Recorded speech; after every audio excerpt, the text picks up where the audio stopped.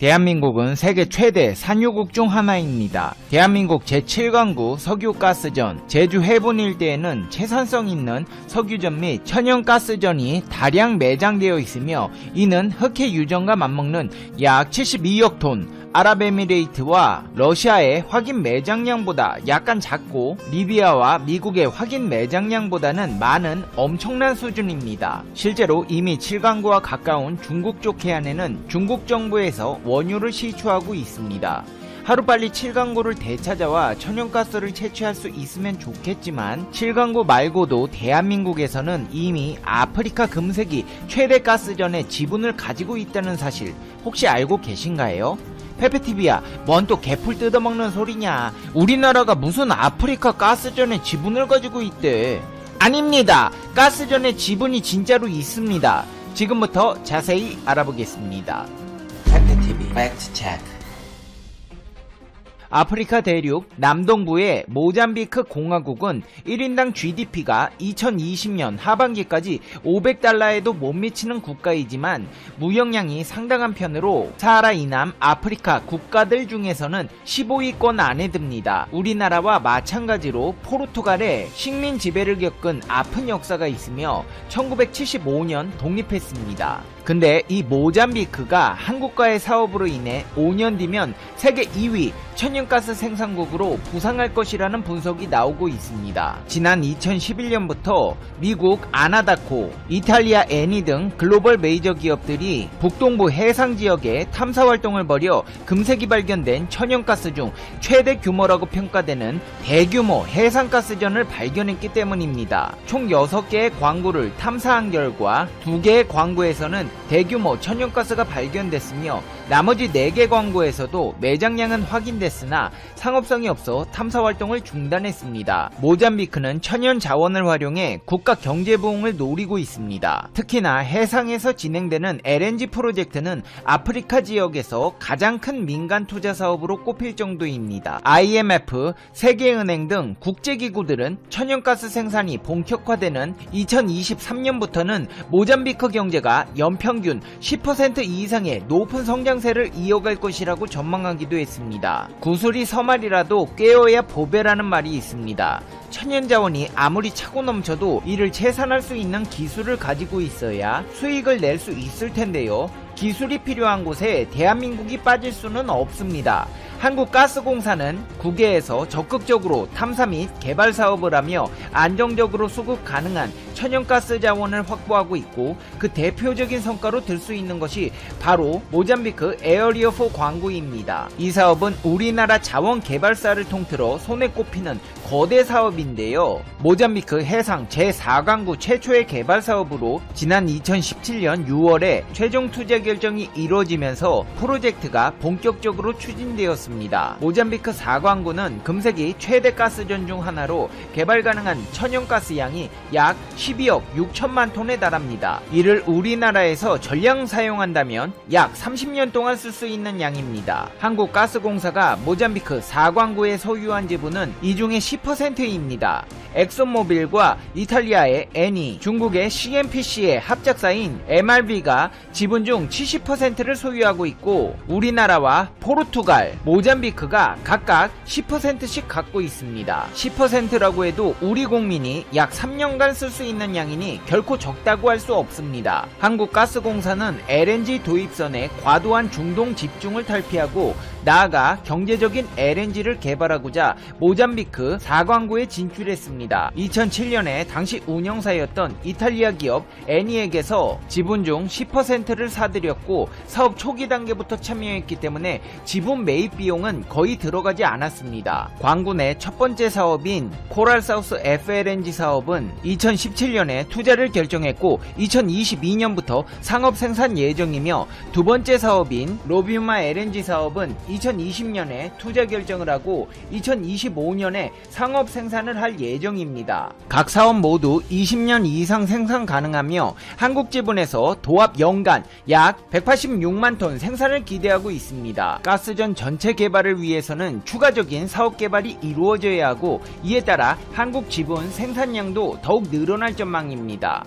모잠비크 4광구에는 한국가스공사뿐 아니라 한국수출입은행과 한국무역보험공사, 삼성중공업도 참여하고 있는데요. 현지 프로젝트 사업비의 일부를 대여 또는 보증해주고 발생한 이자 수익 또는 보험료를 가져가는 방식입니다. 삼성중공업은 해상에서 천연가스를 채굴한 뒤 정제하고 LNG로 액화해 저장, 하역할 수 있는 해양 플랜트 설비 건조를 담당합니다. 해상에서 가스를 빼내고 정제하고 액화해 저장까지 한다니 딱 들어도 정말 어려울 듯한데요. 삼성중공업은 호주에서 FLNG 사업을 진행할 때에도 이와 같은 작업을 한 경험이 있어서 그 노하우를 바탕으로 모잠비크에서도 주어진 임무를 원활하게 해나가고 있습니다. 게다가 삼성중공업이 이 사업에 투입한 인원 중 절반 정도가 비슷한 사업에서 경험을 쌓은 베테랑이기 때문에 프로젝트 수행에 큰 문제가 없습니다. 대한민국 기술이야 둘째가라면 서러우니 실력은 걱정 안 해도 된다지만 막상 숙련된 기술자들도 모잠비크에서 근무한다는 게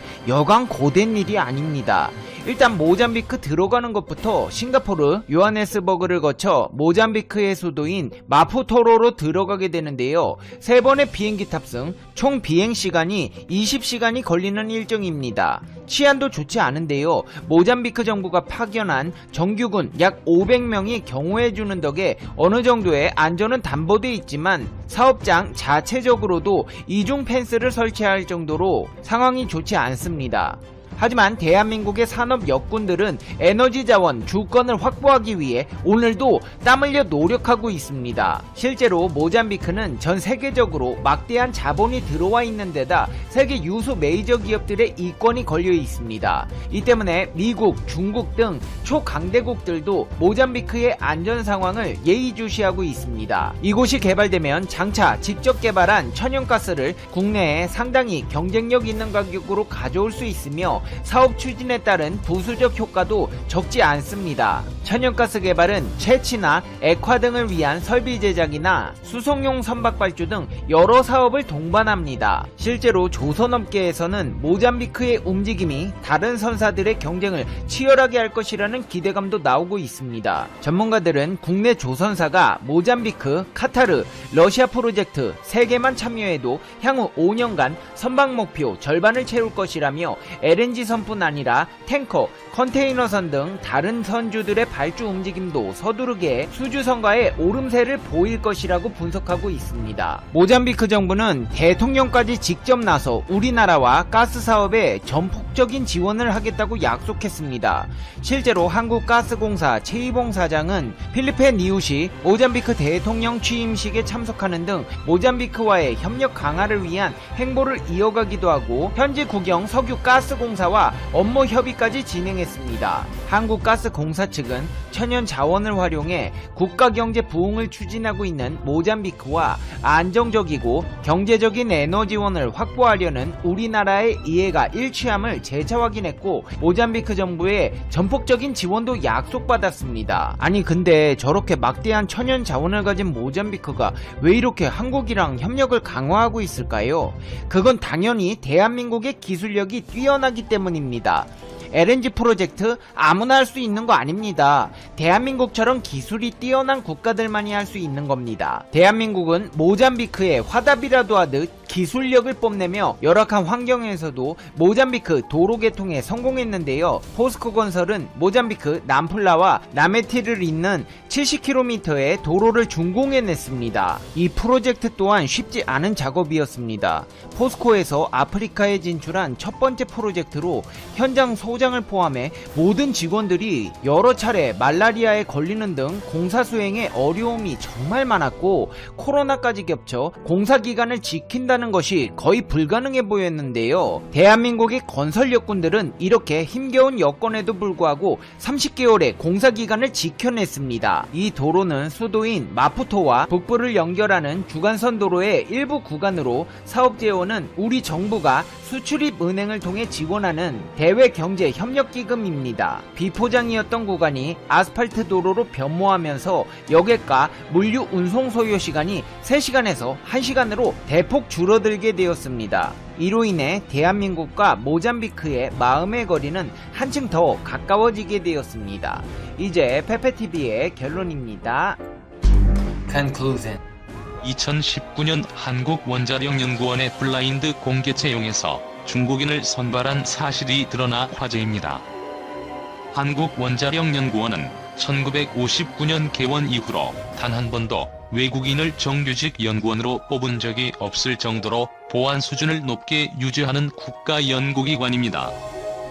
그럼에도 이번에 중국인을 채용하게 된 것은 이때 당시 이 지원자의 한국어 실력이 워낙 출중하여 도저히 외국인이라고 생각할 수 없었기 때문이라고 하는데요. 다행히도 최종 면접 이후 요구한 주민등록등본 등의 자료를 해당 지원자가 제출하지 못함으로써 이 지원자가 중국인이라는 사실이 드러났다고 합니다. 이후 인사위원회에서는 심의를 통해 해당 지원자의 채용을 보류하였는데 이 사실이 국내에서 인터넷을 통해 알려지자 네티즌들은 국가기밀이 유출될 뻔했다며 블라인드 채용을 맹비난하는 사태가 벌어졌습니다. 하지만 또 한편으로는 그만큼 중국인들이 언제라도 한국 기업에 침투하여 기술을 빼낼 수 있도록 위장하는 능력이 날이 갈수록 높아지고 있는 것을 알게 된 계기가 되기도 했는데요. 특히 중국은 빠른 시일 내로 전 세계 원전 수출 1위를 목표할 정도로 원자력 발전 기술력 증진에 큰 노력을 쏟고 있지만 막상 세계의 어느 곳에서도 기술을 인정받지 못하고 있기 때문에 정상급의 기술력을 가진 한국의 것을 탐하고 있습니다. 그리고 이것은 반도체 굴기를 선언할 정도로 시진핑이 큰 힘을 들이고 있는 반도체 산업도 마찬가지인데요. 세후 연봉 3억, 주택 제공, 5년마다 계약 자동갱신, 부장급 지위 보장 중국에서 전문연구원으로 근무하는 이들이 한국에서 중국의 정보를 공유하는 커뮤니티에 올린 중국 스카우트의 조건입니다. 이들의 대부분은 한국의 기업에서 재직하던 중 중국의 브로커로부터 이런 파격적인 제안을 받아 이직하였다고 하는데요. 해당 기업의 기밀을 누설하면 안 된다는 원칙도 무시한 채 모든 기술과 노하우를 중국에 전수하여 논란이었었죠. 게다가 최근에는 막상 이렇게 한국의 기밀을 유출시켰던 한국인들이 중국에서 이용가치가 떨어지자 해고를 당하고 있다는데요. 계약서에서 명시한 계약기간에 터무니없이 모자란 기간에 해고를 당하고 있습니다. 이런 상황에 국내 네티즌들은 나라를 팔아먹고 혼자 호의호식하려다가 망했다. 꼴 좋다라는 반응이 대부분인데요. 중국에서 또한 한국의 기밀을 빼돌리는 수단까지 동원하면서 반도체 산업의 도약을 꿈꾸고 있지만 막상 드러나는 성과가 없어 난색을 표하고 있습니다. 심지어 이제는 필요가 없다고 생각해서 소홀히 대했던 한국의 소중함을 뼈저리게 느끼고 있는데요. 삼성의 공장이 철수한 지 2달도 채 안 된 기간에 중국의 수많은 도시에서는 극심한 후폭풍을 겪고 있습니다. 특히 광둥성 후이저우시 등에서는 삼성전자가 떠난 이후 인근 상권의 60%가 폐점을 하였으며 100여 동이 넘는 주거용 아파트가 가격 폭락을 맞이하며 부동산에서도 위기를 겪고 있습니다. 이에 중국의 권력 서열 2위인 리커창 총리는 삼성의 반도체 생산 공장에 직접 찾아갈 정도로 한국의 마음을 돌리는 데 필사적인데요. 한국은 이미 중국으로부터 마음이 떠나고 있기 때문에 모든 공장을 베트남으로 빠르게 옮기고 있습니다. 그리고 베트남에서는 GDP의 30%를 삼성에게 의존하고 있기 때문에 그 기회를 놓칠 리가 없는데요. 총리가 직접 삼성에게 반도체 공장을 세워줄 것을 요청하였고 이를 위해 세금 면제 등의 파격적인 혜택도 약속하였습니다. 때문에 한국의 입장에서는 고위험의 중국을 택할 이유가 없어 이미 엎질러진 물을 되담으려는 중국의 노력은 수포로 돌아갈 가능성이 매우 높게 되었습니다.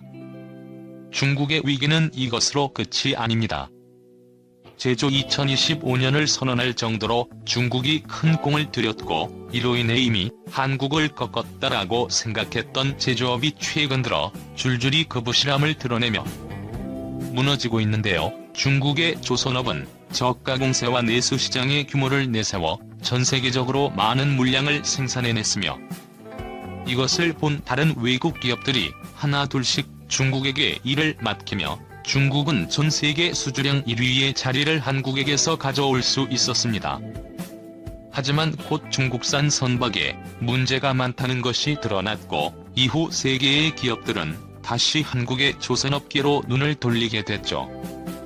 그 결과로 지난 10월에는 한국이 전세계 수주량 1위를 차지하여 2019년 중합에서도 당당히 1위를 낚아챘습니다.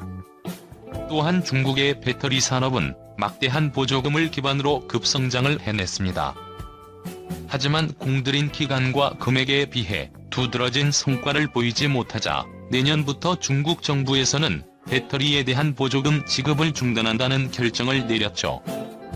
그리고 각종 글로벌 기업과 심지어 중국의 전기자동차 기업에서도 한국의 배터리를 사용하는 전기자동차가 늘어나자 중국의 배터리 산업 또한 결국 한국을 이기지 못했다는 평가를 받고 있습니다. 휴대폰 산업도 비슷한 양상인데요. 중국의 휴대폰 산업은 화웨이를 필두로 전 세계를 휩쓸고 있었습니다. 하지만 미국이 화웨이를 전격 공격함에 따라 큰 타격을 받았고 이 기회를 틈타 삼성전자가 다시 한번 전 세계 스마트폰 시장에서 도약을 준비하고 있습니다. 1%도 점유하지 못했던 중국 시장에서 또한 오지 분야에서는 30%에 달하는 점유율을 보여주며 반등을 하고 있죠. 도광양의 1991년 중국의 덩샤오핑이 강조했던 것으로 중국은 최소 100년간 크게 눈에 띄지 말고 조용히 힘을 길러야 한다는 의미입니다. 하지만 시진핑이 중국의 주석이 된 이후 중국은 정도를 넘어서 나대기 시작했고 결국 미국의 레이더망에 걸려 철저히 짓밟히고 있죠. 최근에는 국가부도의 위기에 처해 있다는 말도 나올 정도로 각종 금융위기도 머지 않았다는 평가를 받고 있습니다. 이런 상황 속에서 중국은 더더욱 미래사회의 주도권을 쥘 수 있는 산업을 발전시켜야 하고 그것은 주로 대한민국이 주도하고 있는 초고부가가치 산업이 많기 때문에 앞으로도 계속 한국으로부터 기술을 빼내려 시도할 것입니다. 중국발 위기설? 위기는 말없이 온다. 중국에서 위기가 발생할 거란 얘기가 심심치 않게 나오고 있다. 이유는 둘이다.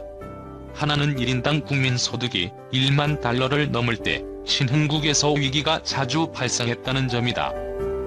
이 점이 고도 성장이 끝나고 중간단계 성장으로 넘어오는 시기인데 높은 성장에 묻혀있던 부실 요인이 드러나면서 위기로 발전하는 경우가 많다는 것이다. 지금 중국이 그 지점에 와 있다. 또 하나는 부채다. 2008년 4조 달러였던 중국의 기업 부채 규모가 작년에 19조 8천억 달러로 5배 가까이 늘었다. 위험 수위에 도달한 게 분명하다. 2017년 국내 총생산 대비 256%인 중국의 부채 비율이 2022년에 290%가 될 거란 국제통화기금의 전망도 비슷한 맥락이다. 이렇게 늘어난 부채가 효율적으로 쓰였다면 문제가 없을 텐데 그렇지 못해 위험이 커졌다고 보고 있다. 중국의 부채 증가와 금융 부실은 한두 해 된 문제가 아니다. 내용도 계속 달라져 처음에는 부실 채권 얘기가 나오더니 어떤 시점부터 그림자 금융으로 초점이 옮겨졌다. 부실 우려가 꾸준히 제기됐기 때문에 중국 정부도 손 놓고 있지 않았다. 부실 채권을 줄이기 위한 대책에 나섰는데 어느 정도 효과를 보고 있다. 중국같이 빠르게 성장하는 나라는 GDP 대비 부채 비율이 올라가는 게 당연하다. 투자를 비롯해 자금 수요가 많은 반면 비축해놓은 돈은 없어 그 차이만큼을 빚으로 해결해야 하기 때문이다. 그래서 부채 비율과 함께 해당 지표가 갑자기 올라가지 않았는지 살펴봐야 한다. 단기간에 급등할 경우 부채에 대한 대응 능력이 떨어져 문제가 발생할 수 있기 때문이다. 일반적으로 GDP 대비 부채 비율이 장기 추세보다 10% 이상 높으면 위험하다고 얘기한다. 2015년에 중국의 해당 수치가 20%를 넘기도 했는데 이후 꾸준히 하락해 지금은 10% 언저리로